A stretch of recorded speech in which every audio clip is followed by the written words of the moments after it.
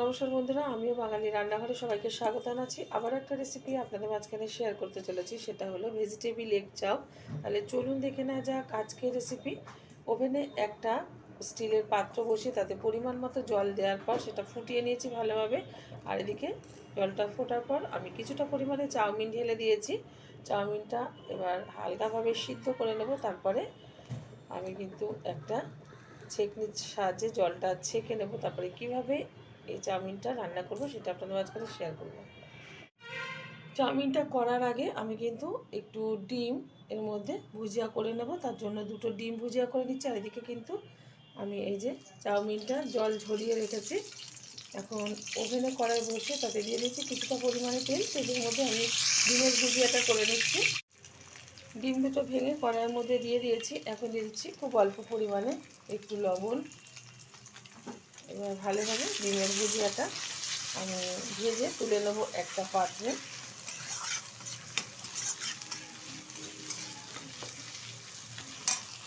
ডিমের ভুজিয়াগুলো ভেজে তুলে নেওয়ার পর কড়াইতে কিন্তু আবারও বেশ কিছুটা তেল দিয়ে দিয়েছি, সাদা তেল।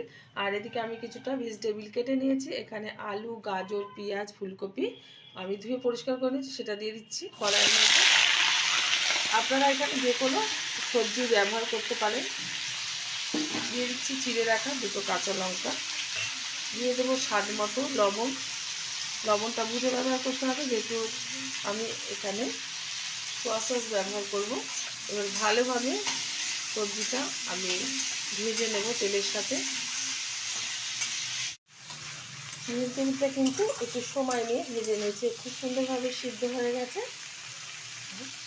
এখন দিয়ে দেবো এর মধ্যে চাউমিন। চাউমিনটা দেওয়ার পরে একটু বেশ কিছুক্ষণ নেড়ে চেড়ে নেবো। আর খুব কিন্তু ঝুরঝুরে যে চাউমিনটা, তার কারণ হলো যখন আপনারা চাউমিনটা জল ঝরিয়ে নেবেন তার কিছুক্ষণ পরে একটু সাদা তেল ছড়িয়ে একটু নাড়াচাড়া করে নেবেন, তাহলে কিন্তু এরকম ঝুরঝুরে চাউমিন হবে পুরো দোকানের মতো। দিয়ে দিচ্ছি এখানে কুচিয়ে রাখা পেঁয়াজ পাতা। আবার একটু নেড়ে চেড়ে নিচ্ছি।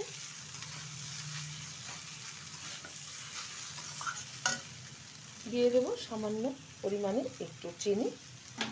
দিয়ে দিচ্ছি গোলমরিচের গুঁড়ো। দিয়ে দেবো সোয়া সস। দিয়ে দিচ্ছি একটু ভিনিগার। এইবার সবগুলো উপকরণ আমি একসাথে চাউমিনের সাথে মিশিয়ে নেব। আমার এই রেসিপিটি যদি আপনাদের ভালো লেগে থাকে, আপনারা অবশ্যই আমার চ্যানেলটিকে সাবস্ক্রাইব করবেন, লাইক করবেন, শেয়ার করবেন। আজকে ঠিক যেরকমভাবে ভেজিটেবিল এগ চাও বানিয়ে দেখাচ্ছি, এরকম করে অবশ্যই একবার ট্রাই করুন। আশা করি ভীষণ ভালো লাগবে। চাউমিন কিন্তু প্রত্যেকটা বাচ্চা বা বড়রা ভালোবেসে থাকে, তো অল্প সময়ের মধ্যে এরকম বাড়িতে আপনারা করে দিতে পারেন। তাদেরও ভালো লাগবে, আপনাদেরও ভালো লাগবে, কারণ চাউমিন অনেকেই ভালোবাসে।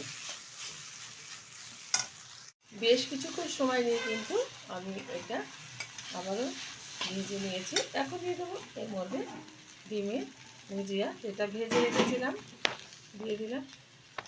এবার 1 থেকে 1.5 মিনিট মতো আমি নেড়ে চেড়ে নিলেই কিন্তু চাউমিনটা একদম রেডি। আর যেহেতু এখন সন্ধ্যাবেলা, এখন কিন্তু আমাদের বাড়িতে মানে সন্ধ্যার দিকে একটু ভারী টিফিন হয়ে থাকে, তো সেই কারণে আজকে চাউমিনটা করে নিলাম।